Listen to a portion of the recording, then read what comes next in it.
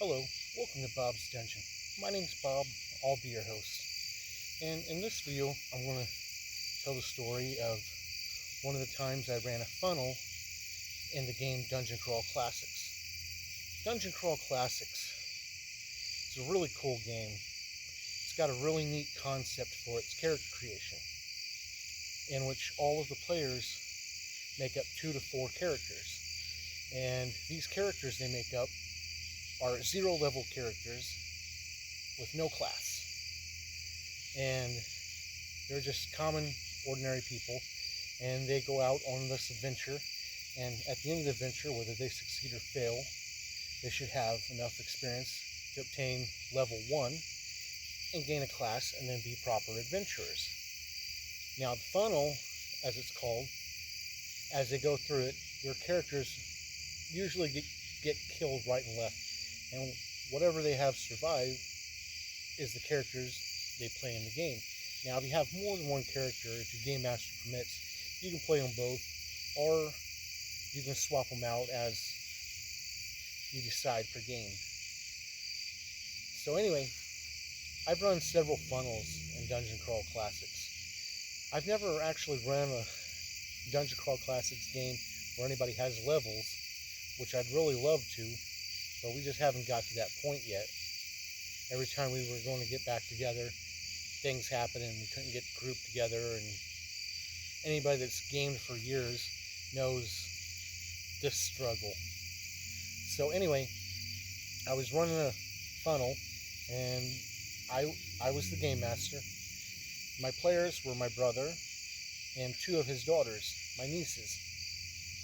And they made up some characters for the game. One of my nieces decided she was going to name all of her characters after characters in Little Shop of Horrors.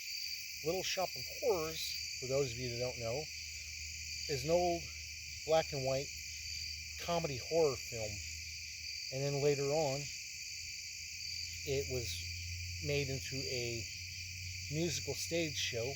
And then later after that, they made another movie of it based off the musical stage show. And it was pretty cool. All the versions, really. But anyway, her characters consisted of Seymour, Audrey, Mr. Mushnick, and Horace. Horace was the name of the dentist, for those of you that don't know. But what she didn't tell us is she was going to have one of her characters have a complete mental breakdown as we went out, and was just going to surprise us with this. So the setup is this.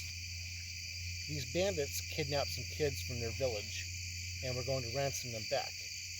Well, it was going to be a couple of days before the local lord could get some soldiers there to go after the bandits. So they decided they'd put together a posse and send them out to try and retrieve the children. So my players' characters were the ones that were going out in the posse. And as they go out, they're traveling through the woods, and they're running into scouts and sentries that the bandits had placed in the woods, just in case this kind of thing happened. Well, they were actually doing pretty good. They lost some of their numbers to the bandits, scouts and stuff, but they were managing to wipe them out. And as they went, they were taking all their weapons. Well, Mr. Mushnick, being a normal guy, and now he's killing, snapped.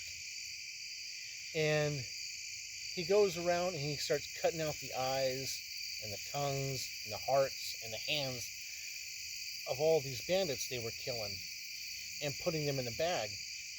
The other characters got worried and said, "What the heck are you doing?" And Mr. Mushnick was like, "Trust me, this is important."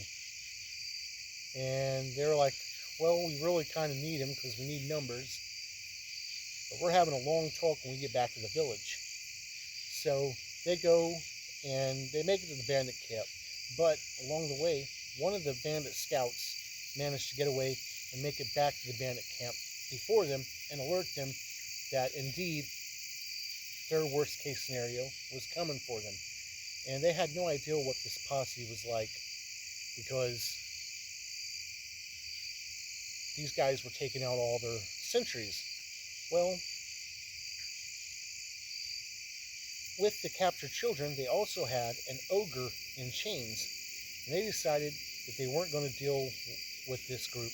And they unchained the ogre to send the ogre after the party. My plan was the ogre was going to run off. But as he ran off, he was going to run off through the player characters and take shots at them as he went, taking out some more of their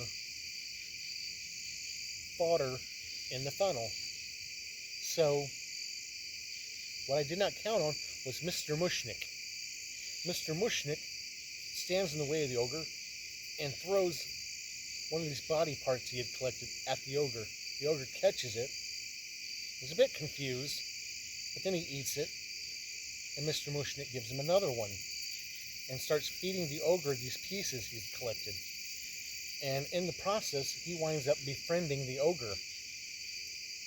And then he did what any sane and rational villager would do. He climbs up on the ogre's shoulders and turns him around and rides him back into the bandit camp and starts slaughtering the bandits. Well, the other characters, they're like, well, there's our distraction, and they grabbed the children and they ran.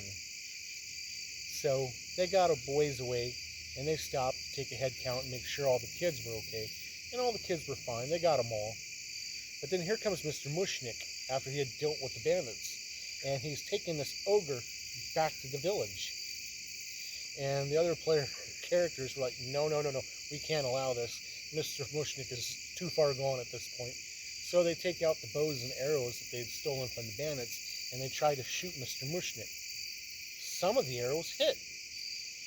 And Mr. Mushnik survived with 1 hit point left. So at this point, he realizes that these guys are no longer his friends. And he's like, fine, see ya.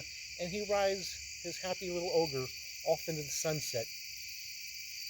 So somewhere in my Dungeon Crawl Classics world, there's an insane Mr. Mushnik riding around on an ogre doing God's knows what. And, the children will return safely and everything. And I asked my niece afterwards, I said, can I use this as an NPC in a future game? And she said, knock yourself out. So, if you ever find yourself in a Dungeon Crawl Classics game that I'm running, be warned. Somewhere out there is an insane Mr. Mushnik riding around on his happy little ogre friend doing unspeakable things. Thank you for joining me for my story, and hopefully you'll join me next time where we'll talk about something else. Bye.